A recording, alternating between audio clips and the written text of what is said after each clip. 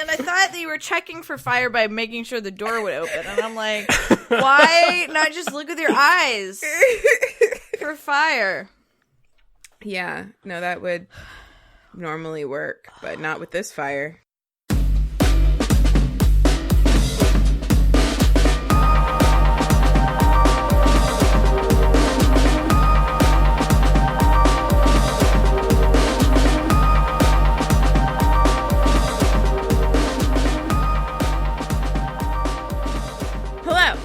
Welcome to WayTooBroad, the place for friends to talk about things they're really, really ridiculously excited about, and it's a show and tell program for grown-ups. We're just doing both now. Love it. That's a really staccato intro. Thank you. Yeah, I just a comment, not necessarily a compliment. I like that tactic, though. Like, any observation, I'm just going to be like, thank you. Yeah. Okay. Yeah, it's effective. Hi, I'm Hannah, and these are my co-hosts, Erin and Ben. Hi, Erin. Hey, Hannah. Hi, Ben. Hello. Hi, staccato, Ben. Hello. I did legato. Nice. I am pouring espresso over a gelato right now, so I'm doing an affogato. That's great. I have this friend who's 3 years old, and she watches a lot of she watches a lot of Baby Einsteins, and so when she runs around the house, she goes like, "I'm going Allegro" all around the house. It's really cute. I love that. Yeah. So nice. Hello, you fine people. How are you today? Oh, is this a picture of right now, Ben? It is. Oh, well, Ben's got a little recording buddy. Just ignore my goddamn fucking question. Were you talking to us? Oh. Yeah, I was talking to the two people I do a podcast with. Though I was doing the sole point of the fucking podcast. I'm great. I finished finals this week. Hey, Ben! Are you officially on break? I mean, yes and no. Like, it's between quarters, but I don't really get a break as a grad student. I'm taking a week off when my family's visiting for New Year's, but I'm going to be working in the lab for the next 2 weeks. Gotcha. Late one night? Well, except for, like, Christmas. Yeah, late one night. Tell me about this, Ben. When I think of lab, I think of, like, cold, dry, like, chemistry lab, like, really cold, really dry. Like, marble counter, like, dry. Maybe not marble.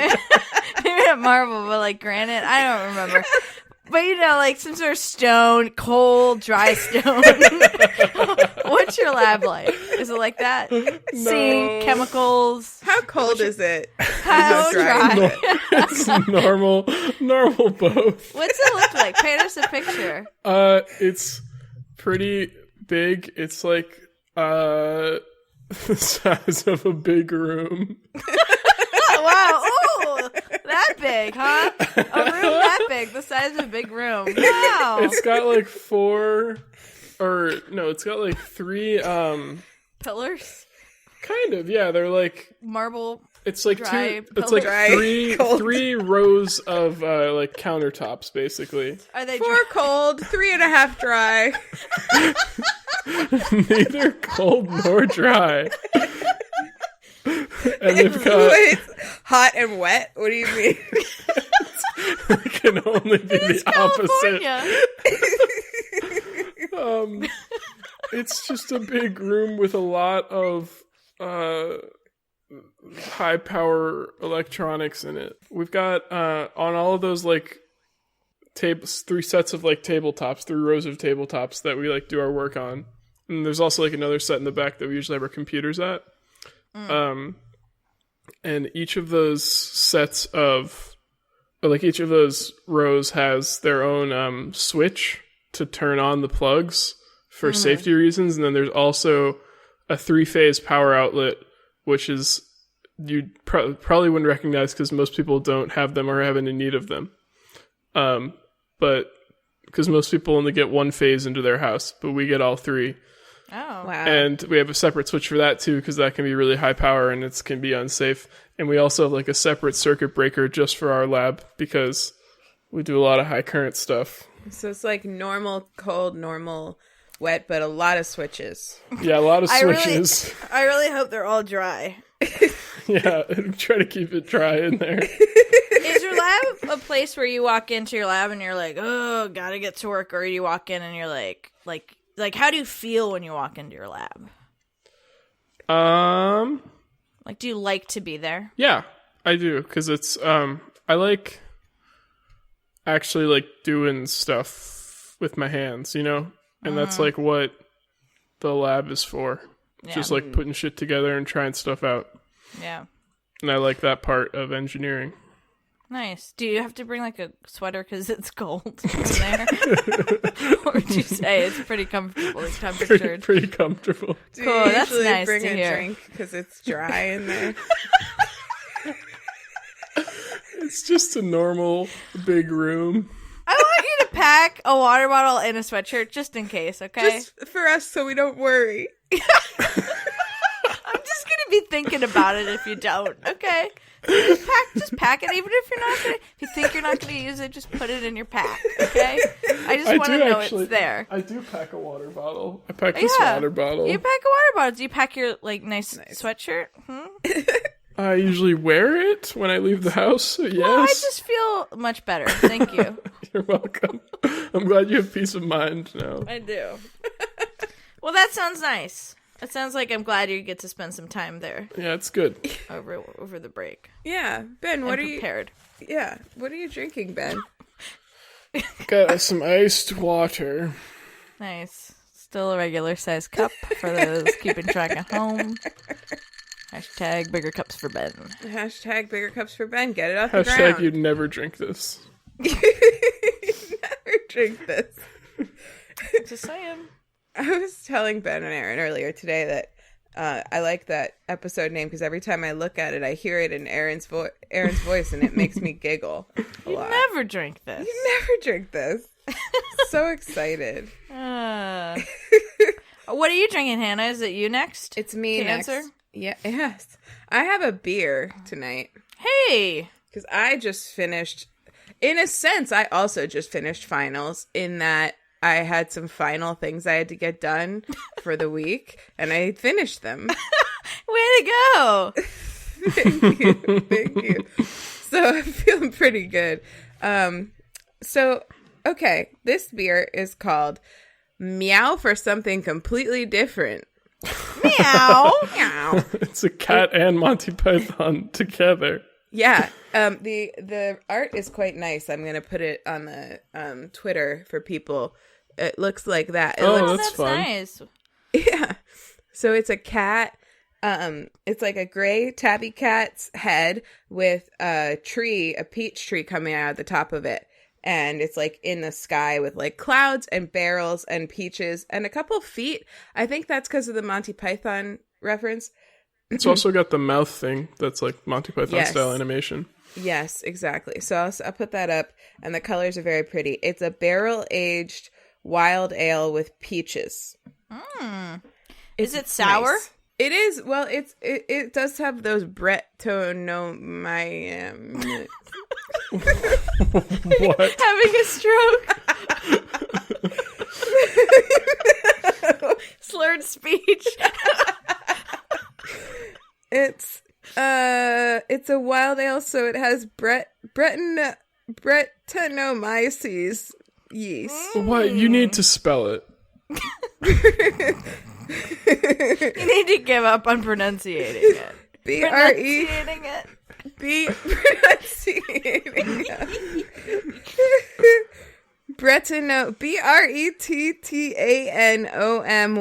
Bretonomyces yeast. Bretonomyces? Sure, and nearly a pound of peaches per gallon, and it's fermented in Chardonnay and brandy barrels. So it's nice. It's very nice. It's got It's a lot a going on. non-spore forming genus of yeast in the family Saccharomycetes.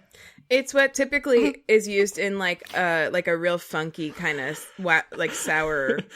It's often colloquially referred to as Brett. Yeah. I guess I could have just said Just that. the name Brett.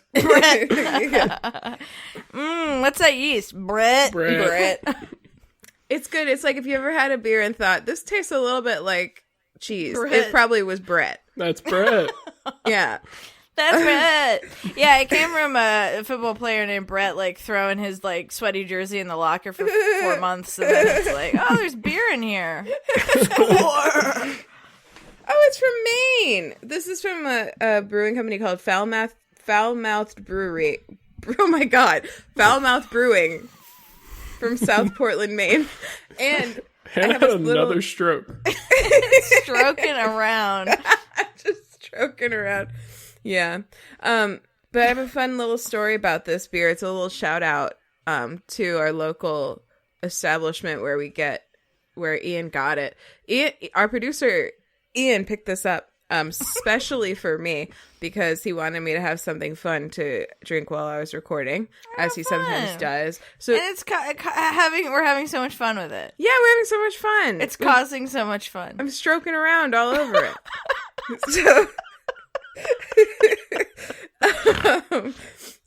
But when he was checking out, the checkout person was like, "Oh, I love the cat on this. It's so cute." And they got into a conversation about why he was buying it, because he bought it by itself. He bought like some different beer and then this one bottle for me for this recording session. And he told her it was for a podcast, and she asked the name of the podcast. So she might be listening. Who knows? So freaking shout out. Hello. Shout outs if you're hearing this, if you had that conversation with my husband, our producer. Great job on following through on your great customer service. Great job. Great job. Exactly. Nice beer. Mm-hmm. Erin, what are you drinking? I have probably 8 ounces of a latte from earlier that's been sitting out all day. With ice in it? Yeah, I iced it. It was a hot latte when I got it. It had 4 shots of espresso in it. I've been riding on it. 4 shots? Here's what happened. I go to order a latte, and then I was like, I'll get 3 shots. And then the guy was like, you could have 4. And I was like, okay. I'm never one to turn down that sort of proposition. And I have about 12 ounces of water. Previously iced, but the ice has melted. Oh, okay. Mm-hmm. So I don't know if you can be throwing stones about the size of Ben's glass, because you've reverted back. Well, I have been drinking out of big old cups all day, and I don't know why not all day, all week, and I don't know why I have a small one tonight. It's just an honest mistake.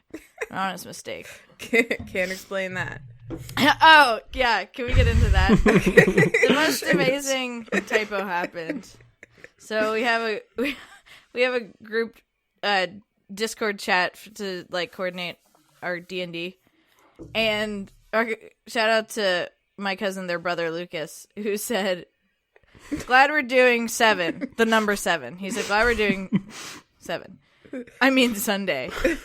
Can't explain that typo." And that's, listeners, that haunted me like all week. I just thought about that all the goddamn time. We had to give some context, we had a long conversation before that he was not able to participate in because he was just busy to decide which day we were going to do, Saturday versus Sunday. So like it was like a few hours after we decided on Sunday, and suddenly we all just get this message that says, "Glad we're doing 7." And they were right after the other two, all 3 of these. Glad we're doing 7. I mean Sunday. It's just like the one person who would have any idea about like how that happened was like, I have no idea how that happened. Absolved himself of responsibility for explaining it. They're like completely different keyboards. It's amazing. It's not even a typo. It's just a mental, like, he had to, for some reason, decide to type 7 instead of Sunday. And then hit enter. Can't explain that typo. It's 1 keystroke versus 6 keystrokes. It's just, the mysteries are unfolding. It's like, why that typo? And then you're like, oh my gosh, 7 is like the numeric representation of Sunday. It's like the last day of the week. Is it? Or is it's the first day. Yeah, well, I consider it the last. So you guys can go suck it. Whoa. Okay, you'll have a stroke. Hannah can have another one. Oh my. Very funny. So, glad we're doing 7. Yeah, glad we're doing 7. Yeah. Speaking of Discord, I want to give another quick shout out to our friend of the pod, Eamon, who accidentally included me on a group chat of him and his friends in Australia planning just like their weekend, and then just didn't make any effort to take me out of it. So I've been just participating in that all weekend. So you're heading to Australia this weekend? Yeah, well, I told him I was gonna, but I forgot to get on a plane. And then when I consulted Google Maps, it said that there was no way to get there. So well, if you end up going, make sure you're back by 7, so that we can play D&D. Make sure you're back by the 7th day of the week. On 7. Make sure you're back on 7. Yeah, on 7. On 7. 2 on 7. Maybe 1 on 7. We'll see.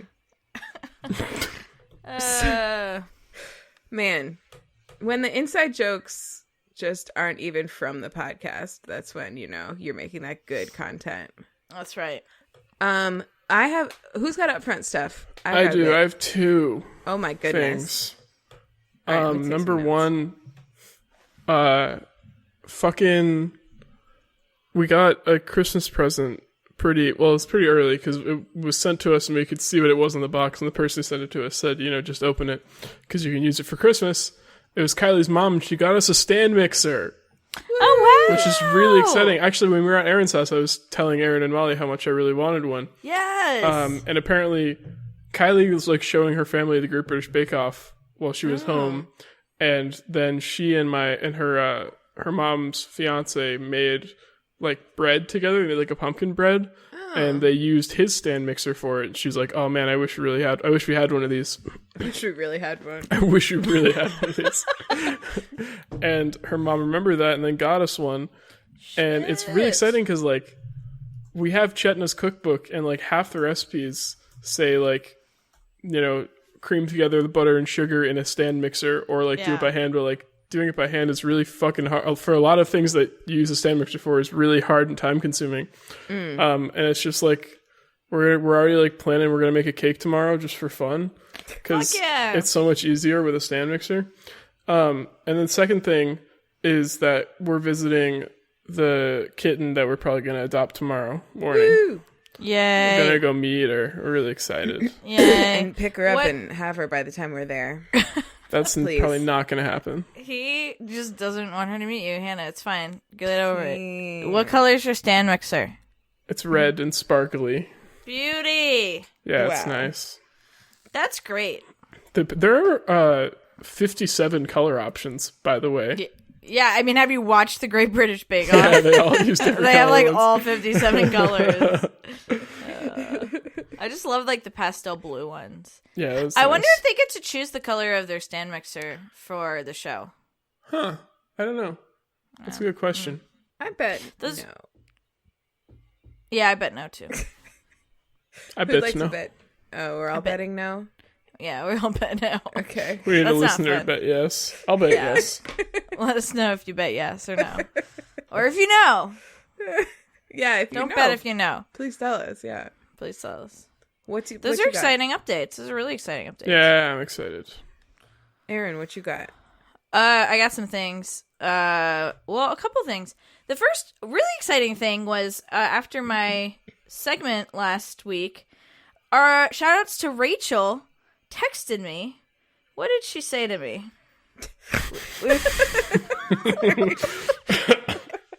Bet on what she said to me. She Great job, Erin. She basically reached out to say, we talked a lot since. I'll just read the portion. I have permission to share this, by the way. Okay. Shout outs to Rachel, gave me permission to share this. She texted me and said, "Oh my god, Erin, I'm doing the same thing musically as you right now. I've always struggled to read music because my ear was so naturally able to teach me songs instead. And now I'm fighting against my ear / internal musician intuition and learning in order to learn reading. So basically, like, she's definitely more advanced than me. She's had lessons and stuff. Yeah. And her main goal is more to get more practiced at sight reading. But we're like being buddies now in like our musical journey. And so that's wonderful. Yeah, I'm kind of acting as her like accountability partner, and we're like just texting our like, oh, today I learned this, or like, oh, I did it today, or like that sort of thing. But it was really cool. And I thought like how fucking neat, like, this podcast, like, was able to, like, share that information, whereas we would have probably never connected those dots. Mm-hmm. But also, like, how cool family is. Like, I'm just, like, we just, like, have the same brain, all of us, We're really, really different people, but we're all kind of, like, how random that we're both, like, in this exact same, position where we both are kind of, like, feel a little embarrassed to say that I can't read music, but want to try and want to teach ourselves and stuff. So that was really cool. That's lovely. Shout outs to Rachel. Shout outs to Rachel. So that's been really fun texting with her about that. I've been continuing my journey, been playing every day. It's amazing how far I've come. Feeling excited. I feel like I had another one, but somebody else go, and I'll think of it. Well, actually, on a similar note, I didn't forward this to you guys, but Aunt Brown sent an email to us this week. Oh, great! And it's about Erin's piano. Oh, Erin's piano. She doesn't know my piano. She doesn't know about piano. She doesn't know about my piano. I think it's so great that you were learning to read music. There are many reasons why I love the piano, and despite many hours of seemingly endless piano practice, I gained so much from all that. All what? All that endless piano practice. Despite many hours, I gained so much from all that. Okay. All the practice. No, I still don't. I don't. Despite seemingly endless piano practice, I gained so much from all that. I mean, I guess she's just saying, like, knowing how to read music. Yeah, from all that practice. Right, okay. Despite it. Despite all that practice, I benefited from all that practice. Is basically what that sentence said, I think. Yeah, I think that's what that Despite many hours of seemingly endless piano practice, I gained so much from all of that. What? Despite, I know what she meant. Idea. I know what she meant. I get it. I'm picking up what you're putting down, at Liz. Okay, we all get it. And Brown. I'm sorry. One thing I wondered: are you learning both bass and treble clef? Have you had to play with left and right hand together? I was going to mention that when we were talking about it last week, because you were talking about how hard it was to like learn to play and look at the music at the same time and like associate with your hand. And I was like, and then if you had bass clef, oh my god, it makes it even worse. Yes. So great question. I totally have. So I'm at the point now where one hand I can like look at the treble clef or look at the bass clef and just like play. I don't know too many notes now, but I can pretty much like play without thinking about it. I've like made that connection between the note and my finger. Mm-hmm. But yeah, playing with both hands, I have been doing it, and it's been like absolutely a mind fuck. I can do it like totally fine if it's like chords, like, oh yeah, you're just changing chords underneath what you're doing with your right hand. But when you have to play like different notes with the left and right hand, it's absolutely like I'm like never gonna understand that. I know that I will, and all I have to do is like practice and practice and practice. But holy shit, it it makes my brain hurt. Yeah, so like funny. Literally my brain hurts. Yeah, so there's a couple more sentences. I imagine Hannah can speak to this too, but I can actually remember having headaches when I first started playing with both hands together. It was rather mind-bending, but I found being able to read both clefs really useful in a whole bunch of ways.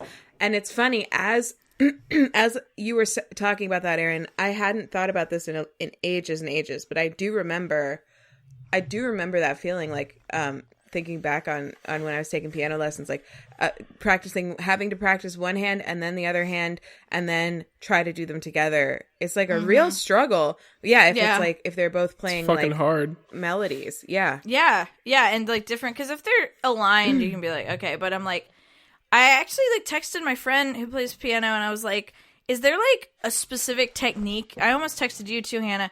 I was wondering if there was a specific technique about if you're supposed to like look back and forth. But then I thought about like, what if I were to ask to like read in my mind 2 lines of English text at once. One said like he went to the store and one said she came home from the store. I feel like I would look in the middle, and your brain is so practiced at reading English, you would just absorb what both said at the same time. So I assume that eventually with enough practice, that's what'll happen, is you'll just kind of like be able to kind of like look in the middle, or like kind of look at it as a whole and kind of absorb what the two are doing. Yeah, I don't know. I ever got... Mom definitely, at least at one point in her life, was able to really sight read music like that. Cool. I don't know if I ever got to that point on the piano. On the French horn I did, but that's just treble clef, so it's a little bit easier in that way. But I always had problems with bass clef because I don't feel like I ever really learned bass clef. I feel like I always just like read it as the treble clef note and then stepped it down 2 whole steps or whatever. Like the A slot is C and bass clef. I would just like do that for every note, and obviously that's much slower and much less effective. But like and like after looking at something for a while, you begin to remember. But like I feel like I would almost remember for each individual piece of music I was reading, and not just like remember how to read the clef overall. Yeah, gotcha. I had like a block with that. Yeah, block. You are a block. I'm trying to be really good at like really going slow through my book and like going back a lot, and also doing something new every day, but also doing a lot of back practice and really not letting myself like fudge anything, because I'm like, that at this point, you know, that feels a little like dumb for me, you know, to be like, oh, I won't pay attention to that because like the whole point is for me to do it. So I've been trying to really like, and talk myself out of like feeling like I have a block in anything, you know, like trying not to get that in my head and be like, I just need to practice it some more. It's fine. I can get it. It's fine. You can get it. You totally can. It's fine. If you can learn to code, you can learn to read music. Yeah, that's kind of how I feel. It's like I think anybody can learn how to do anything. You just have to. It's just about spending the time doing it. Honestly. Yeah, true. You just gotta practice. You gotta practice. Yeah. So I have two other things. Great job with the shout outs to Mom, Aunt Brown. That great email. Yeah, thanks for that email. That good email. Erin, is it gonna step on any of your stuff if I talk about LP's new album? Nah, girl. Yo, guys, okay. LP put out a new album last week, I think, at this point. Like early December 2018, for those listening in the future. It's called something that I don't remember. Wow, nice and prepared. Always. Yep. Oh, I don't remember. I haven't spent any time with it. I have. It's called Heart to Mouth. It's bright orange. She's laying back in a chair. Shut up, Ben. I want to talk about, first of all, the way that I realized this album existed was I saw the music video, which we talked about a lot when Erin did LP as her obsession. For anybody who doesn't remember, that was episode number 45, I think. Episode number 45, A Book I Would Love to Read. Erin talked about LP. She's a musician, and she's awesome. She's so good. I was thinking back, Erin, and when we were like talking back and forth about LP, I was so deep into my like B. Steadwell obsession that LP's voice sounded really high pitched and harsh to me in a way that I now am like totally past. And I've been watching a lot of her videos and like listening to her new album and listening to previous albums that I had like dipped a toe into before, and I've been having a similar like a mounting obsession the same way that I did with B, where I'll be listening to a podcast and be like, I need to be listening to LP right now instead. I listened to her entire episode of Query, and I watched a bunch of interview videos with her as well. And usually I hate interviews, but I think she's really interesting to listen to talk. Like so Yeah, she's a character. Yeah. She's like, I have so much respect for her. She's such a character. One thing that does bother me in those interview videos, she licks her lips a lot. She really, really, really does. Even in some of her live performances, she's just like, I mean, she's got like this huge voice, and I imagine her lips have to stretch so much to let that huge voice out. So like, you got to keep those like lubricated, I guess. But her voice is insane. And you know what? I was realizing is like, she does those crazy high pitched things, and I was like, how'd she learn to do that? And then I heard her mention in an interview that her mom like always listened to opera and stuff, and I was like, oh, okay, well that makes sense now. Yeah. I also discovered, I don't know if you know this, Erin, because you didn't mention it, and maybe it wasn't even a thing then yet, but like it's now a thing that like YouTube voice coaches, like voice coaches who have a YouTube presence, film reaction videos to the Lost on You live session video. oh wow, Yeah, like just like watching, like, oh, that person doesn't sound like they look at the beginning, and you're like, just wait and see, wait till they get to the bridge. Like, it's fun. I've watched a few of them. They're great. That's great. Oh, I didn't know that. I'm definitely gonna watch those. Will you send me some of your favorites if you have them handy? Yeah, I have one or two. I'm gonna post a couple of videos. So I'll post one of the reaction videos, and then also the new recovery video, which is one of the new singles, and she is completely without a shirt in almost the entire thing. She just has this long red robe on, kind of like covering up her nips, and just like is wandering around a house, and it's really does that same thing that you were kind of talking about last time, where it's like this could you could just as easily like flip change the sort of more, maybe, how do I say this, traditionalize the gender roles in it, and the video would be like would like feel it would be exactly the same. Like, she's that thing where it's like she's playing with these dynamics that you're more used to seeing in like portrayed with heterosexual couples and stuff. And it's really cool. And she does that in all her music videos, which I love. So gay and good. So I'll post those links, and also there's this one. That's gay. Gade, yeah. There's this one interview video. It's really, really short that I'm also going to post because she has this one response that I really like. 13 things you should know about LP from Billboard. She does this one question is like, why you should listen to my music. And she's like, I don't really care. And then she like pauses for a long time, and you think that's like her whole answer. And then she's like, to ask anyone to listen to my music, or like she's just like, I feel like it, you know, hopefully you won't be able to help it. And it's a really good answer, but I also love the pause at the beginning. I also love her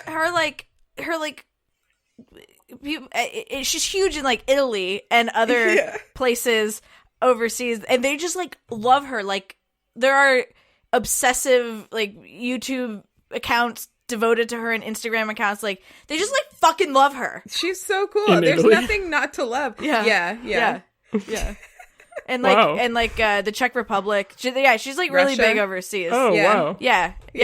She's like, that's what. Is she American? She's, like, most popular. Yeah, she's from like New York. Yeah. Oh wow.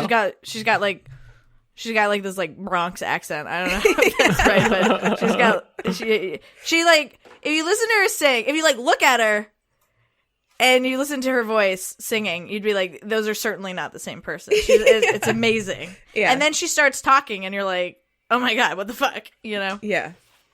She's cool. I like her so much. She's really cool. So that's all happening for me right now. I'm so glad. Yeah. That's really nice. The other thing I wanted to say was, I just want to give a big shout out to Maddie, our cousin Erin's brother, Maddie, and maybe also our cousin Erin's brother, Dominic, because they're making my dreams come true right now. They're both watching Terrace House. And Maddie is like messaging with me about it. Like, he's private messaging me spoiler stuff. But it's making me very, very happy that someone has finally listened to me and is actually enjoying it as well. It's making me so happy. I'm so glad. Thank you. That just brings my heart so much joy. Speaking of like people liking things that you like, I have been listening to and loving The Adventure Zone. Oh, really? Yeah, I feel like it's been... I just finished it today. They're just so funny and good. Yes, they are. All my dreams are coming true. I'm so happy.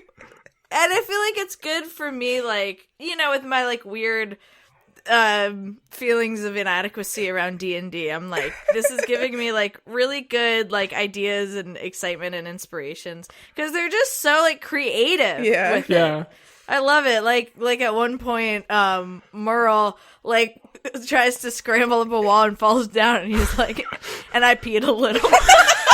I just, like, loved that dude. I laughed. He's so funny. Their dad is so funny. I don't know if it gets better, but I feel like they are a little dismissive towards him in the first few episodes. Like, more than they are towards each other, you know? He'll just say something and be like, no, it's not, you know. I don't know. I think it does. I think so too. Yeah, cool. A little bit. I mean, they'll always poke fun at him a little bit, but I'm so excited. Ben's been texting me about that. It's been bringing me great joy. Erin, the Adventure Zone. And when I tell Kylie that in the last, like, few episodes, the finale is like 3 parts, and I cried, like, multiple times during all 3 parts. And when I told Kylie that, she was like, you cried from the Adventure Zone? Yeah. Like, because it's so surprising when you're, like, first starting to hear that. Yeah. But, like, I can't imagine crying, but I've definitely, like, had a lot of, like, out loud laughs. Yeah. You'll laugh out loud, and then you'll cry, and then sometimes you'll do both at the same time. It's crafting. So fucking good. Yeah. Yeah. Oh, my God. All my dreams. All your dreams. They're coming true. They're coming true. Great. Well, any other upfront stuff? We had a lot to talk about. Holy shit. Woo! A lot of front ups. A lot of front ups. This has been a good week for stuff. That's good. Been a good week for stuff? Oh, yeah, and we were watching Mrs. Maisel, loving it. Loving it. You haven't watched that yet. Far. Yeah. We just watched the holiday episodes of Gibba Bebo. I only watched one of them. I thought it was a little strange. You gotta watch the second one because it's got the stranger in it. What? Why is that? Why? It's the stranger. He was, like, not in a season that's aired in the U.S. It's just, like, a so stranger. why do you have to watch that? Is he in the beginnings that was just shared, that was just released? No, he's not. He's not. He's in just, like, that season that just released. The beginning season was from 2010, and he's from 2011. What? Oh, so maybe he will be on the next one or whatever. I bet he will be. Yeah. Wow, it's like reading, like, the book 2 before you read book 1. Yeah, maybe it won't be as fun. Maybe you don't have to watch it unless Ian's around, because it was really fun to watch Gibby Bebo with Ian, and also there was one person on the show that he didn't know, because the whole time he was just like, I don't like that guy. Like, I don't trust him. It was really trust him. I don't like the looks of this one. Like, what's his problem? It was great. Ian's like a grandmother in that sort of way. Yeah. You know, that's a great observation. I think in a lot of ways, Ian's like a grandmother. Actually. You know what they say, that women try to find men who are like their grandmother. I've heard that, yeah. Yeah, I have heard that. Wait. Oh, I just wanted to let everybody know, Erin did win the contest of finding the egregious thing in Mrs. Maisel first. So that contest is now closed. And Erin's prize will be in the mail as of tomorrow. And it's a Christmas present. Oh, great. Yeah. All right. Should we pop in? Let's pop in. All right. Baby Ben, you're up first. Mm-hmm. Ben. What you got? Huh? What's you got? Bam. I got this video game. Ooh. Holding up a Nintendo Switch for the camera. Oh, let me see. Hang on. I'm on It's outline. a Nintendo Switch game. There's nothing on the screen. Oh, okay. I'm just showing you what I play it on. Wow, this is a really amazing build-up. Can you send me a picture of that so that I can post it on the Twitter when the episode? Just the Switch. Just the Switch turned off. Yeah. Yep, absolutely. Thank you. You should get a screenshot I'll do this mid-recording so that, it takes more time for me to say what we're actually talking about. Just get a screenshot of him, like, holding it up to the... Yeah, Ben, why don't you do that? Hold it up again. Hold on. There you go. Okay, I got it. Okay. The game... It's a Pokemon, bitch. It's a Pokemon. It's Pokemon Let's Go. I got Let's Go Eevee because I think Eevee is cuter than Pikachu. And that was the only reason. Agreed. Wow, throwing it down. A lot of people, I think, are probably getting Pikachu because Pikachu's like, the flagship Pokemon. Yeah. But I think Eevee's. I think Eevee's like Pokemon hipsters. The flagship Pokemon. It's true. I just think Eevee's cuter. And like the whole, and he rides on your head. It's fucking adorable. I So love you're finally Eevee. into Pokemon Go? Nope, not Pokemon Go. Pokemon Let's Go. I know. I just thought it would really annoy you if I pretended like I thought you were into Pokemon Go. Wow, it 'Cause I turns know out you were right. hate it so much. Wow, I love this game. I thought, speaking of that, I thought that I was a little hesitant to get this one. But I decided I wanted it when I saw a video of because in this game, every single Pokemon can walk behind you, like outside of its Pokeball. And some of them, when they're outside your Pokeball, you ride on them. Like Charizard, you just like ride on his back, flying around. It's so fucking like, cool. Why would you have a Charizard and not ride on it? Right, exactly. And I saw a video of like what it looked like for all 151, and it looked so fucking cool. And I just liked that so much. And I mean, I knew I'd love Pokemon. So Kylie got it for me for our anniversary, which was last Sunday. Which is a great gift. And I've been playing it. I played a bunch today. I was playing it a little bit during the nights of finals weeks when I just had enough of studying. And it was a great release. I thought that like the Pokemon Go style aspects of the game would bother me more, and that I would miss wild Pokemon battles more, because there aren't wild Pokemon battles in this game. It's all like you see Pokemon and run up to them and catch them, Pokemon Go style. But it's like fine, because like I was thinking about it today when I was like in the middle of like grinding from experience by catching a bunch of Psyducks in a row.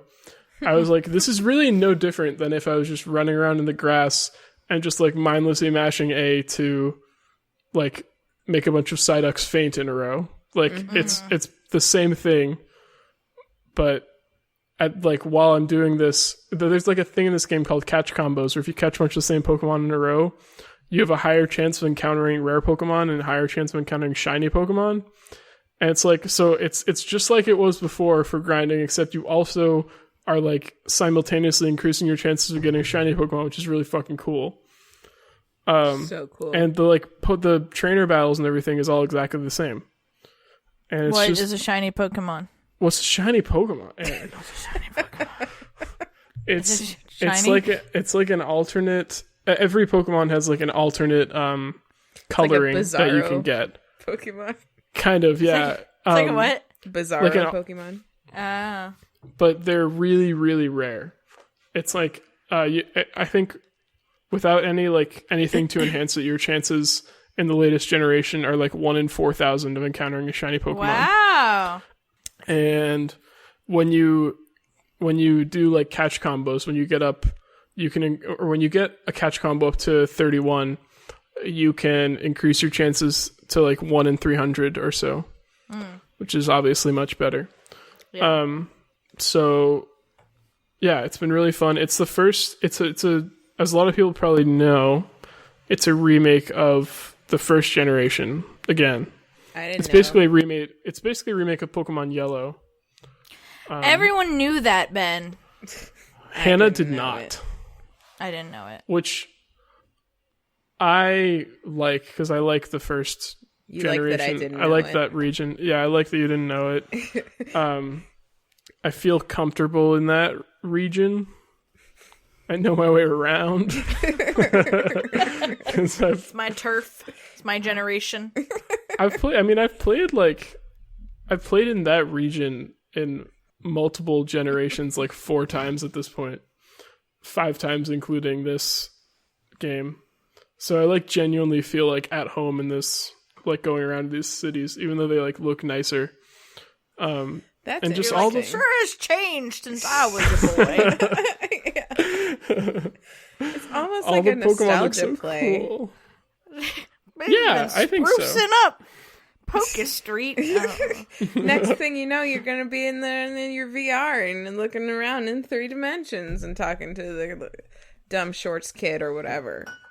Dumb shorts. But then that'll be too Pokemon Go-y and he won't do it. So. He'll be like, Pokemon, no.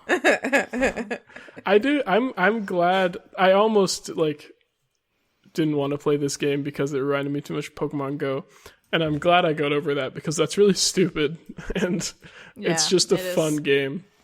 Yeah, way to not let your biases hold you back from living your life. Yeah, I'm glad I didn't. It's great. It's so fun. I just love Pokemon.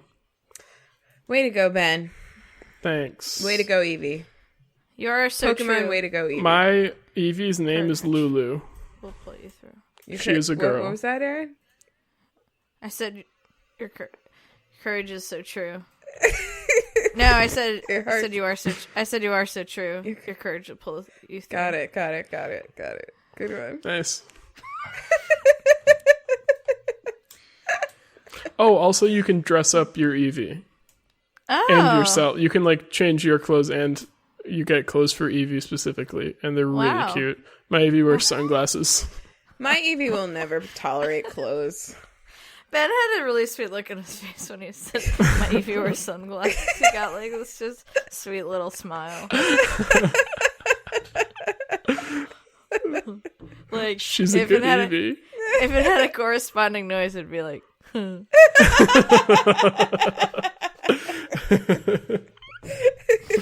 she wears sunglasses. So sweet. It's nice. She's very cute. We'll have to post a picture on the Twitter. Oh, I had an idea. Oh, I should have implemented it earlier. What? I thought we mentioned so many things we'll post this on Twitter. Look. That is cute. Very cute. Holy shit. Hold on. Keep it up. Oh, that is really cute. Oh, she's got little flowers in her tail. Yeah, I put flowers and in her tail. Wow. Little hat. Aww. So when we reference things that we're going to post later, oh, she's really cute. He's Pokemon. Yeah, you can pet her. When we post things that we're referencing the podcast, we should be like, figure 1. We should give them a figure so that people can match them later. At what point? You would announce something that or afterwards. Oh, Eevee's picture. All right, that'll be figure 2. Okay. And then when you tweet it, you'll tweet figure 2. A textbook or whatever. Okay. Does everyone understand? Yeah, no, I got we you. just say it. Yeah. There's no additional notes I have to take to do this. Yeah, well, when you're going you to have post to remember them, which one's which. Well, yeah, when you go to post it, you just in your tweet, you go figure 2. Okay. Well, we're already at figure 5. But yeah, we should start. So we'll just start at figure 5. Or figure 1. We'll start at figure 1. We should start with figure 1. Figure 1 is... hang on. I'm going to just reply to these with what figure they are. This is great. Great content. Hannah really likes this system. It's actually it's legitimately a good idea, I think. It's a great idea. I love it. I don't need to be spending time in a cold, dry lab to come up with great ideas like this, okay? I can't remember what order I mentioned the videos in, but they'll be 2, 3, and 4. But I think it's not... I think it's... You can do that, but I don't think it has any, worth unless we say it specifically, right? To anchor our words to the photos. If you're looking for LP videos, they will be 2, 3, and 4. Oh yeah, we can say retroactively. Perfect. Jesus. But you could also group all the LP videos under one figure, right? No. Figure 1A. Figure 1, yeah, 2A, 2B, 2C. Yeah. That's classic, Hannah. Come on. It's textbook. Because that's what textbooks Yeah. That's a good accidental joke. Yeah, it's great. Figure. Hannah hates this. Hannah fucking hates this so fucking much. Just more notes for Hannah. Here we go. Okay, we're on figure it's just 7. Numbers. You don't actually need, because as you're listening to it, it's and either you're I reminded, take them now or I take them then. So. That's true. If I want to be able to dip my dots while I'm doing my editing. How's your dots? Okay, right before this recording, I lost my dipping pen completely. Oh no! Disaster! I was working away. I'm like really close, and then my pen disappeared. We looked everywhere. Oh no! But then I realized I ordered a bunch of them from Amazon, and so they came with extra pens. So I returned. I bought 4. I returned 3 because they looked like shit, but I kept 1. And so I'm going to open that one up and use that pen. Could you also, like, do an empty ballpoint pen case, you know, when it's just the plastic shell? Yeah, just do that, you dumbass. In a pinch. Maybe, but I don't need to. Just do that in a pinch, you friggin' turkey. Well, that's really disheartening that your pen just up and left. It just disappeared. Ow. It was just all set.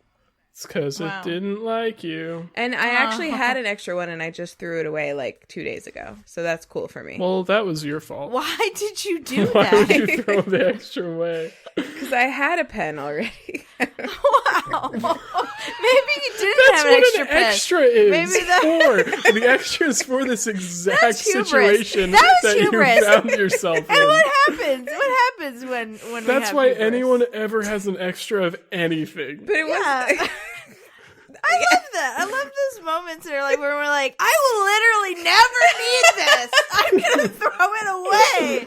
I can't fathom a scenario when I will need this. I feel like all of life is like just trying to find that balance between like keeping every single thing because you might need it and keeping nothing. It takes up no space. Here's how much no space pen takes up. You lost a pen. It vanished to the thin air because it doesn't occupy any space. You're right. It was a bad call. Yeah, I'm suddenly against you and have no sympathy for your situation. Yeah, I'm irrational. This affects me not at all, and I'm like irrationally angry that you threw that extra pen away. Why did you do that? Why did you do that to me? Every single set comes with a pen. That's like the reason you lost it. Like that was karma that you were absolutely. You're being punished for your hubris. Every time you buy one, there's a pen in it. Like I just couldn't keep them all. Put them in a fucking drawer. Put them in a cup on your fucking... Someday. Put them in your dipping spot. Put them in your dipping spot. Dipping dot spot. Put them in... Where? Dip them in your spot, Hannah. Throwing them away. Oh my god. Unbelievable. Well, this is... You know what? I blame you. This is your fault. Well, that's a funny story. It's resolved, so yeah, we're great. We're good to go. We're back on track. And I think we now know what to do if you find yourself flush with Dippin' Dot pens. Yeah. Someday I'm gonna die from an avalanche of Dippin' Dot pens that you guys gave me a complex about. That's funny. Great obsession, Ben. Great obsession, Ben. Thanks. Do you guys want to hear what my obsession is? I really do. No. It is really good, though, Ben. Are you sure? Oh, okay. All right, fine. Okay. So, I was, like, toying with the idea of doing LP and just trying to find a different angle on it, like the new album. Lip. Maybe I'd call her Lip, and that would be the new angle. Wait, that's why she lit. Lip. But I, we covered her pretty well Erin covered her pretty well last time, and so I was like, I don't know if I have any new ground to break here. And Ian was like, well, I heard about this movie on Netflix and we could watch it, and then maybe you'll like that. And was it Coco? It wasn't. I've seen that. I just like the idea of someone calling that this new movie on Netflix. It was an actual Netflix movie. Oh, I think I might know what it is. Wait, what did you say it is? It's called Dumplin. Yeah, I thought it might be Dumplin. What is it? Is that yours, Erin? No, it's not mine. I haven't watched it, but I'll tell you what I did was like, I saw it and I was like, I saw it like a picture of it. I was like, that looks dumb. And then I watched the preview and I was like, I really want to see this movie. Yeah, so I didn't have high... I feel like I've heard of this. I honestly didn't have high hopes because... So the basic premise is that... so let me just tell you up front. I cried like 8 times during this movie. And in the end, I actually, for the listener, I messaged Erin and Ben. We finished it at about 8:40, and we were supposed to start recording at 9. And I messaged them and said, I need some time to process my obsession because I just found it. Can we record at 10? So we actually like delayed an hour because I needed time to think through my feelings on this movie. So the basic like premise sounds dumb. It's an overweight like teen whose mother was a beauty queen in Texas, and she joins the competition, the pageant that her mother now runs, that she won when she was younger, to like prove a point, some like unfocused point about like how I don't even know, like she doesn't even know what her point is when she joins. She just to get a little bit deeper into the plot, her aunt, so her mother was a beauty queen, her aunt was an overweight person with a really vibrant personality who was really obsessed with Dolly Parton, and she pretty much raised her aunt did. And when this storyline sort of starts, her aunt has recently passed away, and she's like having to like learn to live without her, basically. And she discovers in the process of sort of putting like cleaning away her room that her aunt actually also was at some point thinking about entering this pageant at the same time that her mom did. And so that's why she decides to join. She walks into it like not really expecting to do well or to like come anywhere close to winning or even to really try. She just walks into it because like for her aunt. So it's like, and you know, various things happen. Like I don't want to give away too much beyond that, but like it's really, really, really, really, really good. So the things I like about it, without being too spoilery, the representation is pretty great. There is not a main character of color, except maybe the sort of lesbian character might be like, she has kind of a vaguely Hispanic last name, but I don't know if that, like, she doesn't, I don't know, it doesn't really like come up.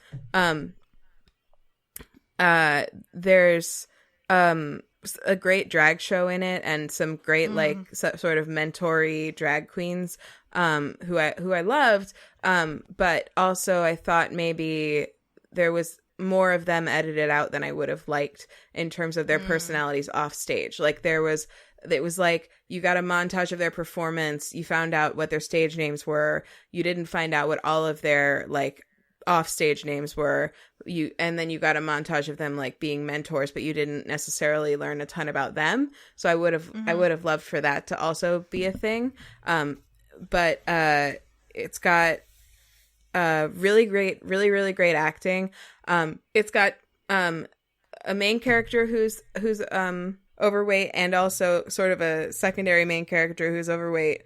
And it plays, it does this thing that I've never really seen a mainstream movie do, where it sort of actually like talks about and addresses that sort of interplay of like, when you're someone who's dealing with growing up overweight, you're not just dealing with like you against the world, you're also dealing with like, how do I reconcile my sort of relationship and interactions and public like persona with other people who are overweight. Like I had a best friend in middle school who, she and I both struggled with our weight, or I don't know if we were, I mean, at that time I would say we were struggling, and like we used to be, the teasing was compounded when we were together. Because, you know, because we just like, you know, the boys would like shake the tables like we were shaking the floor when we came in, like that kind of stuff. Oh, God. You could be it's like you can be under the radar sometimes in those shitty preteen environments when you're by yourself, but when you're together, it's different. And like, it's like, there's this interesting, like weird prickly awareness of that like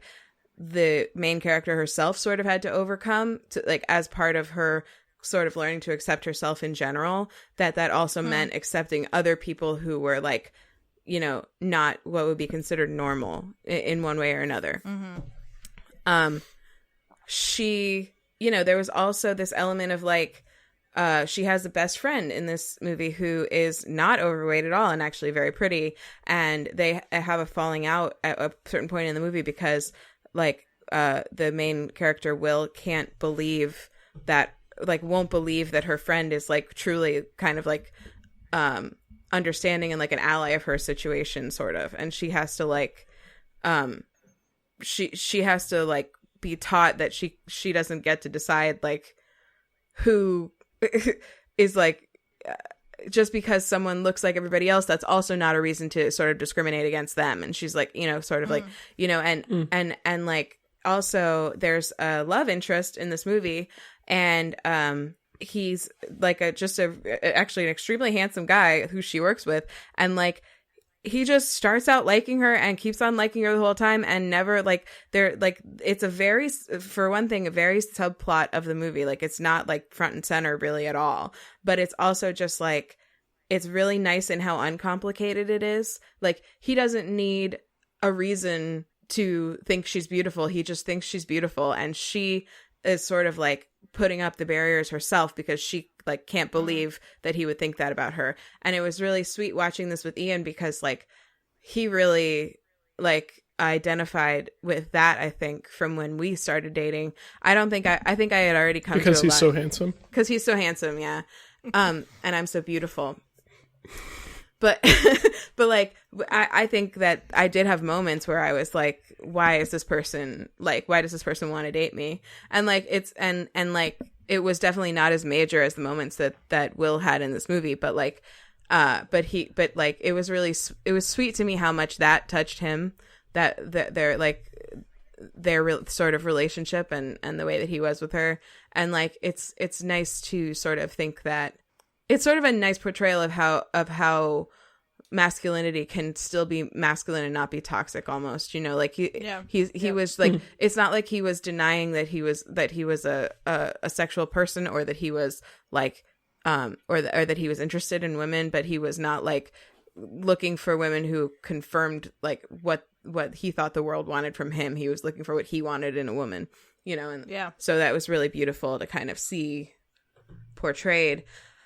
And then and the final thing I'll say about it is that what I found really beautiful about the pageant part, I could give two shits about pageants. I've always hated the concept of them, as did Will in this movie. Her name's like Will. She has a really long name, but she goes by Will for short. And Willow Dean. That's right. And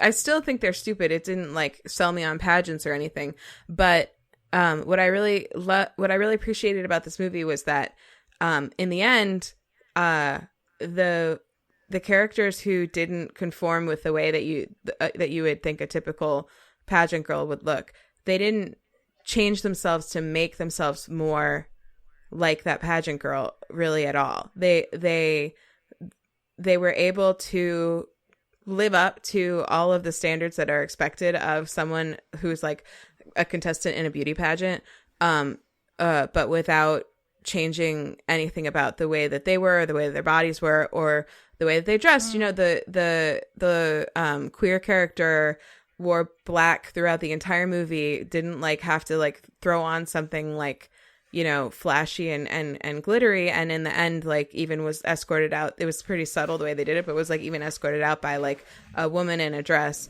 while they were wearing like a black sort of like half like suit thing. Like, you know, their talent was martial arts. Like it was, you know, it's just like they did some neat stuff with that as well.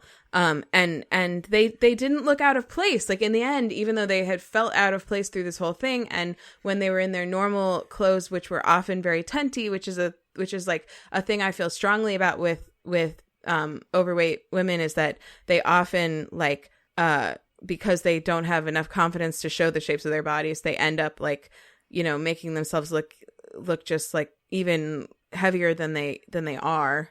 You know, just because you know, you'll wear things that are just like loose and flowy, so that because you don't think that the curves you have are acceptable, and like you really could be just, I don't know how to put this without putting it into like terms that make it sound like being overweight is bad, because obviously I don't think that, but like, everybody has curves that other people can find sexy. So you're not really you're not really doing any good for yourself by hiding those, in the end. But, right. But, they went out in the same costumes that all of the skinny girls had on, and they did the dance number, and in the wide shots, you couldn't even immediately tell where they were. Like, they just, like, were part of the group, and because they were, like, just, like, investing themselves in it, and they had the dresses that fit the same way, that were tailored the same way that everybody else's were, they just were right up there doing the same thing. And then, like, in the talents, they when they started out doing their talents, they were all kind of half-assing it, but when they put their hearts into it, like, they, like, blew everybody away, and people were, like, really happy and excited to see it. And it was just like, I don't know, it just made me cry, like, many times, because it was just nice. Like, it's just, like, a lot, it's a good reminder that, like, that acceptance and culture are important, and making changes to the culture are important, but also confidence is important, and confidence can help change the culture. And I think that was a lot of what they were trying to say too. I love it. I love that visibility too. It sounds like visibility for, like, a lot of folks. Yeah, it was good. I highly recommend. Did the queer person use they them pronouns? They didn't. Their name actually was Hannah, but I know, because I read up on them afterwards, that the actor does. Or they use both, either she, her, or they, them. So interesting. Who's that actor for that? Just curious. Ooh, good question. I was just looking up. They are in a couple of lesbian movies. Oh, Bex Taylor Claus. Yes. Oh, where do I know them from? They're in a couple of things. A couple of which look pretty gay. Maybe I just know from... Maybe I knew that from Glee. So they're in the Scream TV show, and they're in The Killing, and there's this movie called The Line, which definitely looks like something that you could review on your Instagram, but I don't know where it lives to watch. The Line? Yeah. I don't see that. In their movies? It's like in their movies. Orange? On... This is really good. Is it a TV show? For the podcast. Is it a TV show? No. Are you a TV show? It might be a TV show. Edit this. Yeah. This is really great. I don't see it. No, don't. This is good stuff. Leave this all in.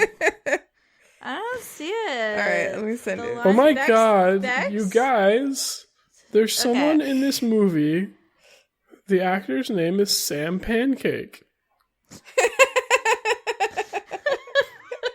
So now I'm definitely gonna see this. I don't see this filmography. His name's Sam Filmography. What would you say? Oh yeah, this does look like something I can review. Doesn't it? So much. Yeah. So it's good. It's really, it's a show. It's a show. It's a show. Oh, it is a show. Well, I don't know, because it only has 3 episodes, and I'm confused. But that's fine. Okay. Well, what? I can still review. Either way. We'll figure it out. Either way, that wasn't the line. So yeah, it's on Netflix. Check it out. It's very good, and there's a lot of also good articles coming out about it, which is how it kind of got onto Ian's radar to show it to me. Maybe that can be the movie we all watch together as a family. That's a great idea. That's a really good idea. I'm going to suggest that. Or do you want to? No, you should suggest it. All right. You should. You knew it. All right. Okay. We're going very long, so I want to give Erin her time. Pop in, Erin. Give me my time. We're going like just as long as we always go. Okay, hello. Or have been lately. Great obsession, Hannah. I'm excited to watch that movie. I will totally do it. I'm not going to call this a cheat. This is going to be a familiar one for y'all. Oh, all right. Yeah. But it's legitimate. I'm taking it with no guilt. My obsession this week has been every other book by Isabel Miller, which is the pen name for Alma wrote Honestly, song. I was wondering when this was coming. Yeah, who wrote Patience and Sarah. Yeah, you know this because you were at my house when like all the books of hers I ordered arrived. Yep. So basically what happened was I called my local bookseller, which is where I like to buy all my books, and ordered Patience and Sarah, and then proceeded to try to order all the other songs, all the other books by this author. and I talked about Patience and Sarah a few episodes ago. I don't remember which one, but they're out of print. Like her other books are out of print, and sorry. Wow. So let's just recap. Your husband sneezed in the other room, and during your podcast inaudibly, and during your podcast recording, you yelled, "God bless you" to him. Is that what? Just double checking. No, I said that lines you. up on my end. Cool. What'd you say, Hannah? I only said bless you, not God bless okay, you. sorry. Yeah. All right. So all the other things, got those details right. Okay. It was episode 61 that you talked about Patience and Sarah. Thank you. Thank you. And I listened to the audiobook, just loved it. So I ordered Patience and Sarah, the book, from my local bookseller, and I tried to order these, and he's like, "Oh, they're not in our system. They're out of print, actually." And I had this, like, panic moment where I was like, where do I read them? I was like, how can I read them? Like, please, Mr. Bookseller, please tell me how I can get these books. And he was like, "Oh, there's just this website you can go to and order them used." And I was like, bless you. You were like, "Bless you, Mr. Bookseller." Bless you, Mr. Bookseller. Bless you. And so I was like, "Whew, I'm gonna have to like pay for these books. Like this is gonna be." I don't know how. So you get them free from the bookseller usually. No, so he's a really bad bookseller. It's more of a book giver. I was like, "Oh, I can't. They're out of print. I'm gonna have to buy them used. These are gonna be a pretty penny, okay? Right? I don't know why I thought that. I don't know how the world works. I clearly have never bought a used book before and noticed that it was much cheaper. Yeah, they're really cheap. The original one. These were like a few dollars each. Okay, so I was like, oh, pleasantly surprised. So anyway, I ordered them, and I just loved them. So I read. The first one I read was this short little book called Laurel. Really nice. You know, again, like Patience and Sarah is definitely like her best work. Like that is just a truly great book. Laurel, it was a good book. It was a little strange, not very long, but enjoyable. I really liked it. It was quirky. It was really like it was fast paced. I felt like I was not. It was like two of the main people who talked to each other, I felt like I missed a lot because there was a lot of communication and undertones, which is really interesting for a book. Because I know that's not just her general writing style, because I found Patience and Sarah to be like very plain and open, and it's not that I didn't understand it. It was more like the way that they, you know how some people can speak to each other and you can witness it and know that they're communicating and know that they're understanding each other, but you just like don't know what they're saying to each other. Like so much is in like subtext and undertones. It's like that, which is really interesting. So I read that, and then I read this book Side by Side, which I absolutely adored. Absolutely just adored it. Loved it, loved it, loved it, loved it, loved it. And what was really interesting is that I was reading it, and one of the it takes place like before the like Laurel. I don't know what year that takes place, but I'm reading this and I'm like, oh, that character's name is similar to this like child's name, Becky. There was a character in my other book named Beck who was like in her 20s, and her mom ran away to like be a lesbian in New York City. That was like the person in my other book. So it turns out it's like the people in Laurel are kind of like mentioned in the Side by Side book I was reading, including and like they're not main characters in it, but they're in it. And so that like got me really excited to read. So I finished Side by Side and then reread Laurel, kind of having that additional context of these characters. So that was really cool. And then we also had like a power outage, so I actually had a lot of time to read. Or power was out for like 24 hours, so I basically like read for 24 hours. Then I just finished The Love of Good Women. This has been all this week. That was pretty good. So that one sounds. Wow, so don't pass on that one, I guess. No, it it was good. You had to work a lot harder for it. I liked it. I'm glad I read it. It's like, the character, it had a really interesting evolution, but the character really gets, like, punched in the face until, like, solidly halfway through the book. So you kind that's of, like, hard to read. Yeah, kind of, like, over and over and over again, but you kind of see her, like, slowly evolving into, like, her own person and then kind of renouncing all of that has been oppressing her, and that's really gratifying. Just takes a lot longer to get there, but I did like it. I really love her writing. Love her writing. I have one more to read, and I'm excited about this one. It's called A Dooryard Full of Flowers. It's a collection of short stories. I remember that one. Yeah. Have you read it? No. I just remember us talking about what a dooryard was when you got that book. What is a dooryard? It's just a yard. Oh, it's just a yard. By a door. A yard full of flowers. And it's a collection of short stories and poems, basically just like love little. That book. I remember that book. A book I would love to read. Ben, did you like take an edible before hopping on here? No. You're really not convincing us. You're doing more to convince me that you Yeah, know. he was just shaking his head so big. I've never seen him shake his head that big in my life. I love that book. Well, you don't fucking know me. No. You're a cop. Well, I'm having an obsession. I'm not able to talk about Yeah, it. this is fucked up. This is the whole point is that I get to talk about something I'm really, really excited about. A dooryard. So, what about the dooryard? The Dooryard Full of Flowers. So it's a collection of short stories and poems, and the short stories are just like little collections of things, including like a sequel, kind of a more like an afterword about Patience and Sarah, and also. I was curious after, like, discovering that some of my characters in Side by Side were also in Laurel, that I was like, I wonder if these characters are also in this Dooryard Full of Flowers, and they are. So I think I read the kind of timeline of these two characters, like, backwards. Opposite. So, like, yeah, backwards. So I think I get to read, like, the origin story of like their journey, which I just started Dooryard Full of Flowers tonight. For flowers tonight.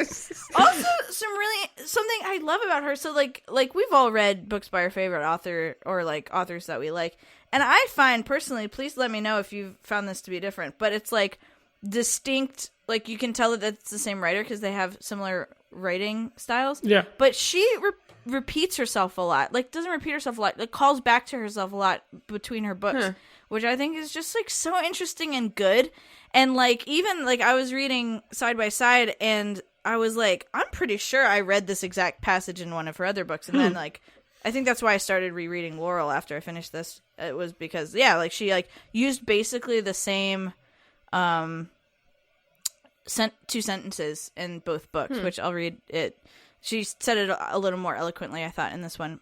You screw yourself up to come out, and you're not out after all. You have to do it again and again.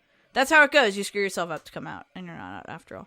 And just like little phrases, or like little like names for things, or like, almost like in Arrested Development, where they'll just say a joke and you know it or you don't, and it's like for you if you've gone through the journey. So it's kind of like that between her books, which I just think is so delightful. Just like little treasures where you're like, oh, that was, mentioned in her other book. It's like she's not referencing it directly. It's just like a little something for you. If you know it, then you know it. That's nice. So yeah, I've just been loving it. Like the Arrested Development of lesbian novels is what you're saying. Yeah. And I'm like, these books are out of print. They're not at the library. They're just like... At your house. That's it. They're just at my house. Yeah. And I was just like, how did I come across this? The only reason I found out about the one, Patience and Sarah, was like from reading another book. I don't know. It's like, how do you find these books in your life? And the best thing is this press that prints these books, which I assume is out of business since they're not printing again. I guess I gotta look. they're You assume the whole printing press is out of business? I guess I don't know. Not that they just stopped printing these books. Big assumption, yeah. Got it. I don't know. I don't know. I should have looked that up. But they are, hold on. Okay. Well, they're the oldest and largest lesbian/feminist publishing company in the world. Well, I hope they're not out of business. Me neither. Please request a complete catalog. And so then in these books are also like lists and lists of other like, I guess, lesbian and feminist books. Yeah. So I just like, not only did I like, just like pages on and pages and pages of them. So like, not only do I have these like great books to read, I also have like basically like, oh great, now I can find these other books and work through them too. Nice. These are all pretty old books, right? Yeah, they're older. Like this one, Laurel. Let's see when They're out of print, Ben. The printing press is out of business.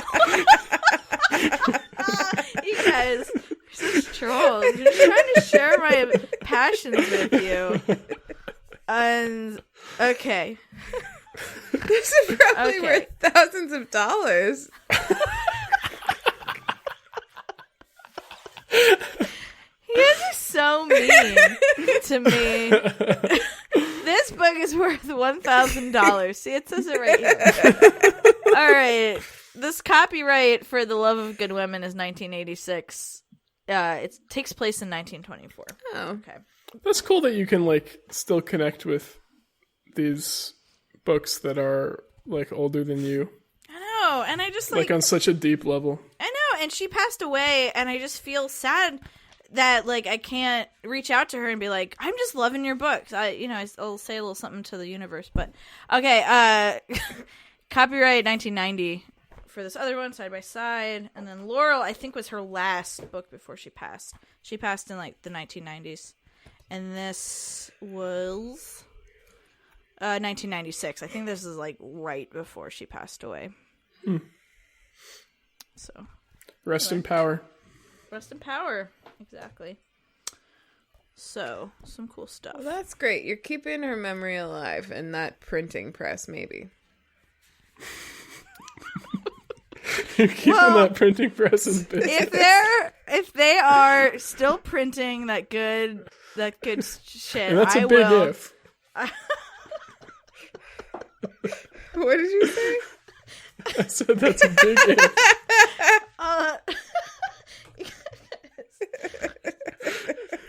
Dragging me. Okay, I'm gonna look right here, right now. Right here. You're hearing it here.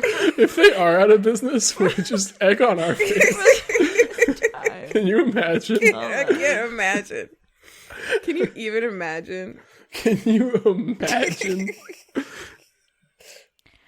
Oh, at its closing, it was one of the oldest and largest lesbian shit. feminist ones. No. I am sad that it's closed. I wish I could be like. But you got to be a little happy that you were right. This must be bittersweet for you. It's in the shadow of me being a little sad. Aw. When did they close? Hold on. When did they close? I don't know. Yesterday. They closed Just the guessing. moment. They closed the moment you spoke ill of them.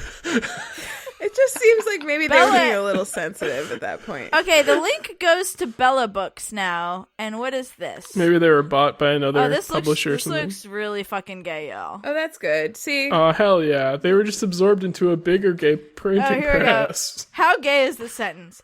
Bella Books is the premier publisher of vibrant and irresistible fiction for and about women loving women. Women loving Oh, women. that's awesome. From heart-pounding romance to mystery, erotica, and thriller, Bella Books embraces and celebrates the worldwide community of lesbian, queer, and non-binary readers and authors of all ages, cultures, and colors. Deeply gay. Well, that was a happy ending. Yeah. You got to be right, and they got to not really be closed. Yeah, these look a little more like, wow, like a little more of that like bad lesbian fiction that sometimes I get really into. But who knows? You know, I have basically I've stumbled upon a rich well of. What? Are you books. Why do you By say bad, that? you Are you mean, looking like- at the cartoon of the two women kissing in the ad at the bottom? No, I'm just looking through these I'm looking at that. books.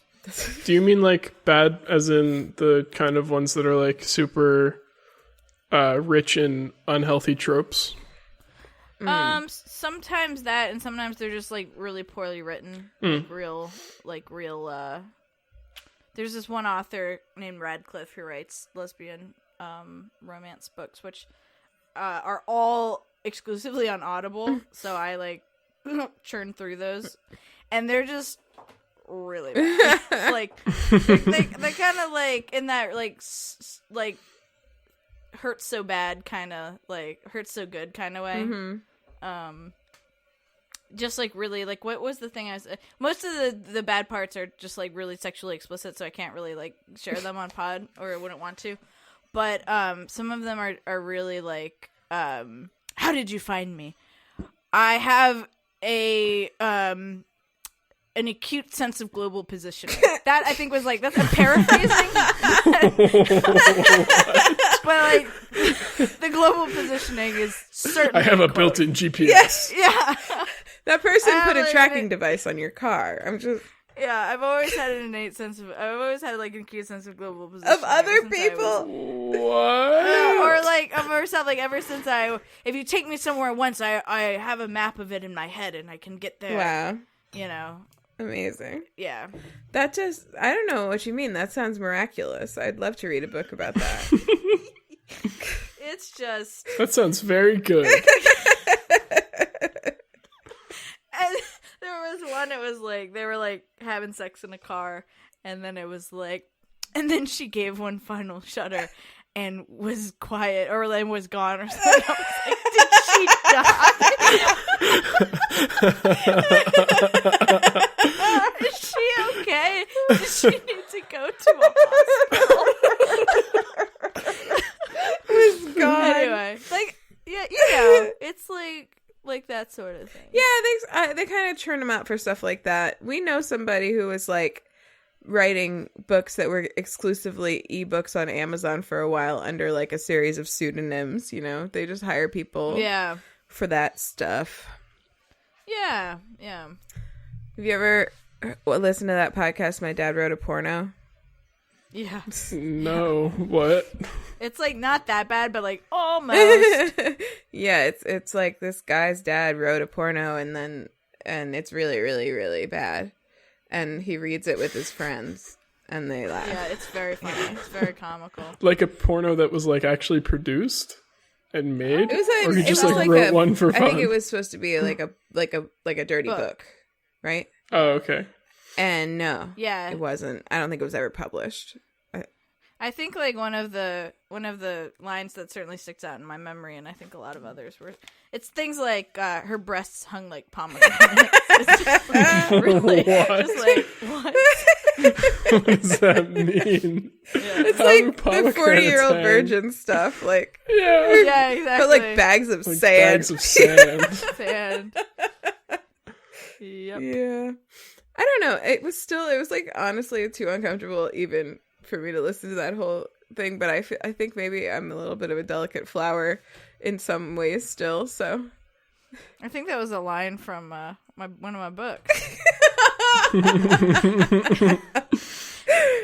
Not one of the good ones. Like, Yeah.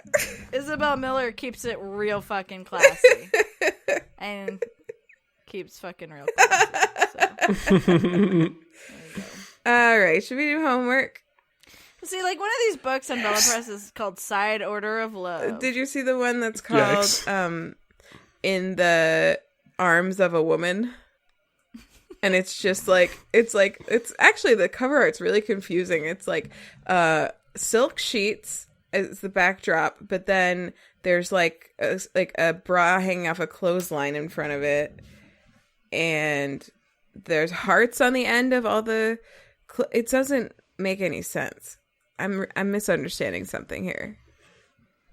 Here's a little paragraph from Side Order of Love's description. Tori's bewitching charms are undeniably enticing. In spite of the sizzle between them, however, Grace is done with fast food relationships. what Grace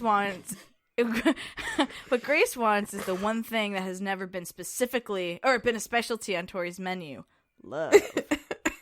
Wow, that food analogy was long and belabored. That is what I'm talking about when I'm like, bad books that I will probably order and read. Can we do homework now, though?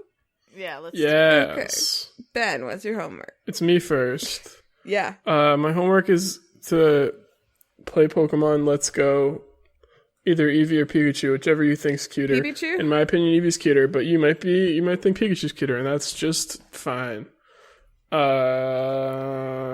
a Switch if you don't have one to play it, Art. Because why haven't you have a Switch yet, you idiot? You ding dong. Get a Switch. put it on my Christmas list. Yay. Ooh, I hope you get one. Hope Santa Thanks. gets you a Switch. Ooh, and then we could play Stardew because the multiplayer update is coming to the Switch, and we could all play together. They just released it. They just released it. And also my Twitter is big yawn, right in the middle of my homework. My Twitter is nicely approved Ben. Lots of pictures of my adorable kitty, who has been featured on the podcast post lately because he's decided that during the podcast recording, it's time for him to fall asleep next to my computer and then wake up and decide it's time to cuddle, and then try to cuddle and get annoyed that he can't because my mic's in the way, and then go back and fall asleep behind my computer again, which he's currently doing right now. Cute. And yeah, that's it. Oh, and also hopefully getting a new kitten, but probably like early January. No. Expect pics of her. We don't know what we're gonna name her yet, but I have a name I really like that Kylie doesn't. Name her Which is? December 28th. I want her name to be Katra from She-Ra. Oh. Because when they sent us a description of her, they said that she's like super energetic and like a little bit feisty.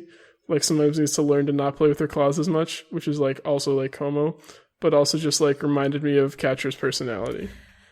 Have you That's true. Kylie came up with that name, but I like it more than her.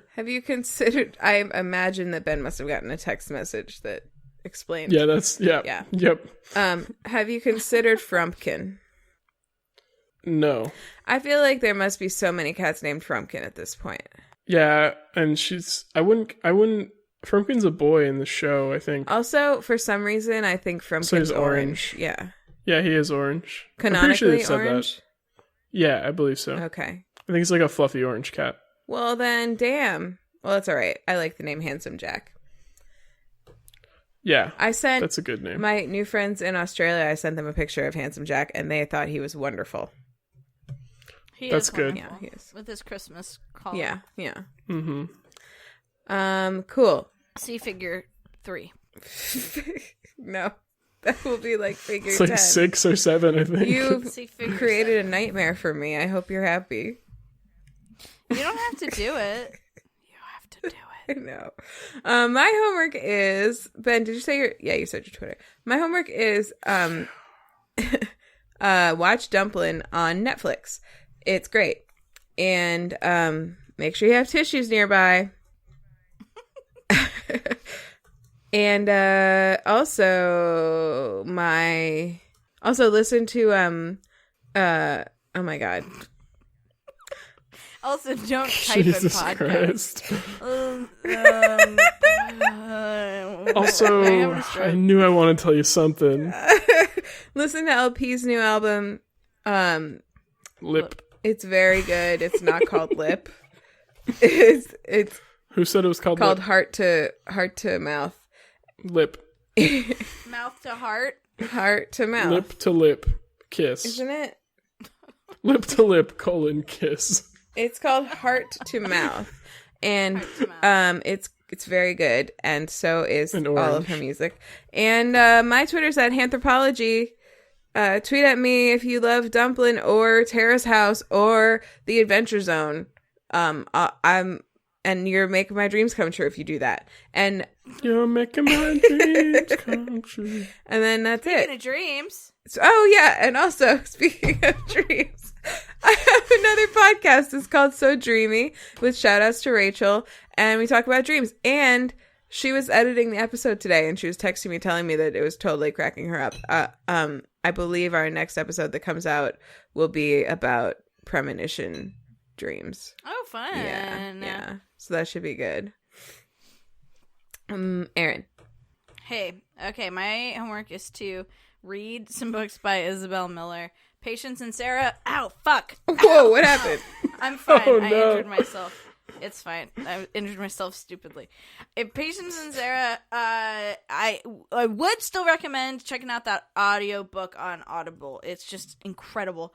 But also, you can pick up some of her other books. I'm here to tell you, share some information with you. Used books are pretty cheap, so you can pick some up. The website I used is called Biblio, Biblio, and they're apparently like super like anti the man and try not to like benefit. They're better than like Amazon. Okay, whatever. Check that out. You can buy Patience and Sarah. You can buy Side by Side. You can buy Laurel. You can buy The Love of Good Women for like $. It's fine for just a few dollars. If I had to pick one of those, Patience and Sarah's already assumed. I would say Side by Side. Really, really wonderful book. My Twitter's Aaron Byrne. I review lesbian movies at LesbianMovieReviews on Instagram. And are those all the things I do? I think that's all the things I do. That's all. You have some music on your website. Yeah. I got my music on my website, earnburn.com. earnburn.com, and then well, we'll get into the other websites. So if you want to leave us a voicemail, sorry, tell us about anything, your day, your cats, your favorite musician. You can Your dogs. We'll listen to stuff about dogs. Erin has a dog.